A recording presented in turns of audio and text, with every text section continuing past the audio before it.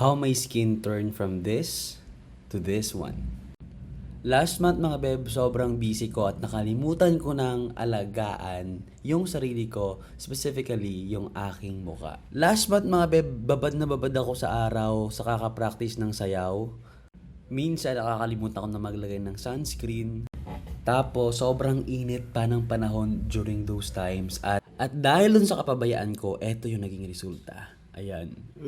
After ng competition, marami akong tagyawat sa muka. Tapos meron akong discoloration, sobrang itim dito. Tapos dito kong part, maputi siya. Dito sa upper and lower lips ko, nagkaroon ako ng melasma. For the reason na hindi ako naglalagay ng sunblock. So after ng competition na yon, sobrang haggard ko. Kahit kakagising ko lang, sobrang haggard ng aking face lock. So ginamit ko yung RDL BB Face number 2 in 1 week. Ito yung journey ko sa paggamit ng RDL Baby Face. Day 2. Guys, so this is my second day of using RDL number 2. Ayan, medyo namula na yung mukha ko. So I've been using RDL for almost 2 years now, especially kapag may pimple ako or nagkakaroon ako ng mga anek-anek dito sa mukha. I'm using RDL. Day 3. So dito beb, sobrang hapdi na ng mukha ko, kaya nakaharap ako dyan sa aircon. Kapag mag-a-apply kayo, humarap kayo sa electric fan para hindi masyadong mapit. Day 4. Right now.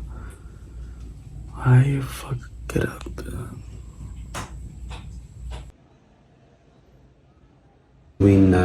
So if you were peeling your skin or using RDL or any peeling products, make sure ba na hindi ka talaga lalabas outside kasi it will ruin the process. Charis. Kasi tignan nyo naman namamalat na siya. So parang nakakatakot ilabas sa araw. Then if you can see, ito na yung balat to.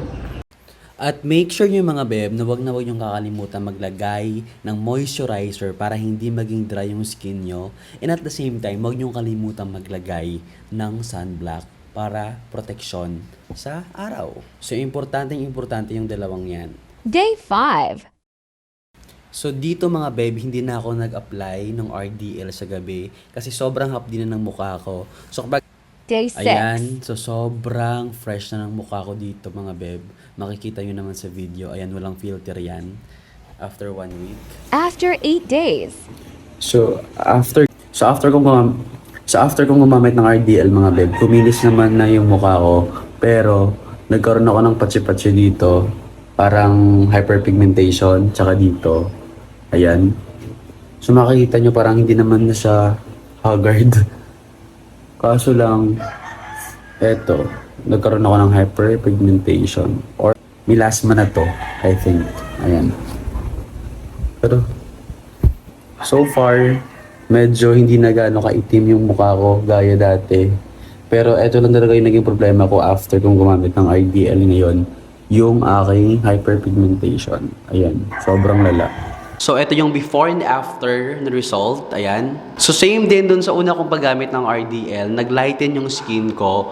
Pero ngayon, medyo iba yung naging resulta sa mukha ko. Kasi nga, even though na naglighten yung skin ko, nagkaroon ako ng mga hyperpigmentation dito sa lips ko, dito na side. I know na hindi nyo siya makikita kasi meron akong foundation. After this mga bebe, I'm not gonna use RDL anymore. So, sa nangyari sa akin ngayon, I think it's better talaga to ask for professionals or yung mga dermatologist. Even though naglighten yung skin ko at nawala yung mga pimples ko, nag-leave naman ito ng hyperpigmentation dito. At based dun sa mga nababasa ko at sa mga review din dito sa YouTube, medyo mahirap siyang tanggalin.